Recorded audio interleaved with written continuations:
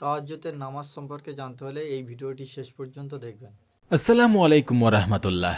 প্রিয় দর্শক, আজকে খুব গুরুত্বপূর্ণ একটি বিষয় নিয়ে আপনাদের সামনে হাজির হয়েছি। যে বিষয়টি আপনি পালন করলে আল্লাহ রব্বুল আলমিনের মকবুল বান্দা হিসেবে আপনাকে লিপিবদ্ধ করা হবে।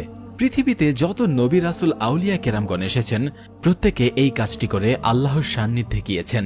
সেই ইবাদত হচ্ছে তাহাজ্জুদের নামাজ। পবিত্র কুরআনুল কারিমে আল্লাহ রব্বুল আলমিন বলেছেন, তোমরা বেশি বেশি তাহাজ্জুদ নামাজ আদায় করো, কেননা তাহাজ্জুদ ছাড়া কেউ আল্লাহর দরবারে মকবুল বান্দা হিসেবে কবুল হতে পারে না। তাই আজকে আমরা এই তাহাজ্জুদের সঠিক নিয়ম সম্পর্কে আপনাদেরকে জানাবো। এই তাহাজ্জুদের নামাজ কখন পড়তে হয়? রাত যখন দ্বিপ্রহর হয়ে যাবে তখন মধ্য রজনীর পর থেকে নিয়ে সুবহে সাদিকের আগ পর্যন্ত এই নামাজ পড়তে হয়। এই নামাজ অত্যন্ত একনিষ্ঠতার সাথে আদায় করতে হয়। এই নামাজ অত্যন্ত খুশু খুজুর সাথে পড়তে হয়।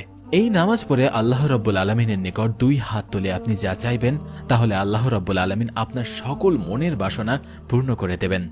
কেননা এই নামাজের ফলে আল্লাহ রব্বুল আলমিন কোনো অলি আউলিয়াকেই ফিরিয়ে দেননি, এবং আজও পর্যন্ত এই নামাজের মাধ্যমে দোয়া করলে বা কিছু চাইলে আল্লাহ রব্বুল আলমিন কাউকেই ফিরিয়ে দেন না। যদি আপনি চোখের পানি ছেড়ে দিয়ে আল্লাহ রব্বুল আলমিনের কাছে চাইতে পারেন, ইনশাআল্লাহ আল্লাহ রব্বুল আলমিন আপনার দোয়া ফিরিয়ে দেবেন না।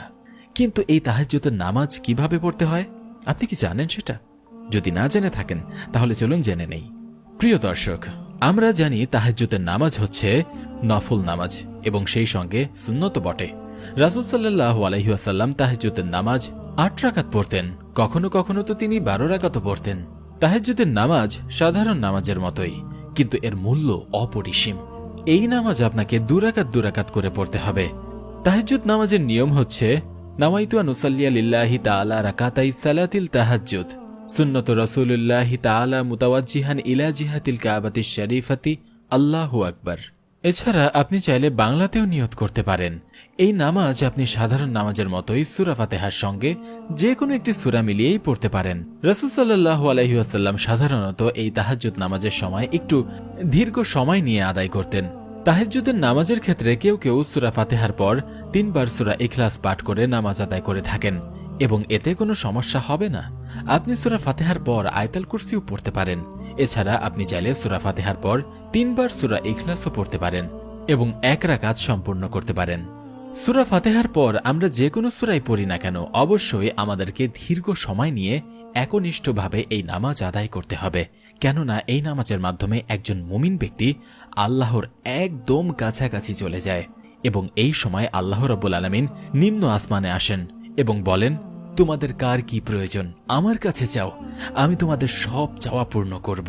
তাই এই নামাজ অত্যন্ত খুশু খুজুর সঙ্গে আদায় করতে হবে। সাধারণত প্রত্যেক নামাজই আমাদের খুশু খুজুর সঙ্গে আদায় করা উচিত।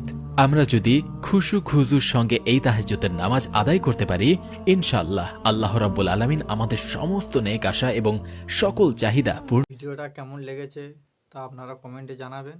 আমার নিজেরও এত ধারণা ছিল না। এই ভিডিওটা আমাদেরকে অনেক কিছু শেখাচ্ছে। তো শেষ পর্যন্ত এটুকুই বলবো, বেশি বেশি শেয়ার করে দেবেন।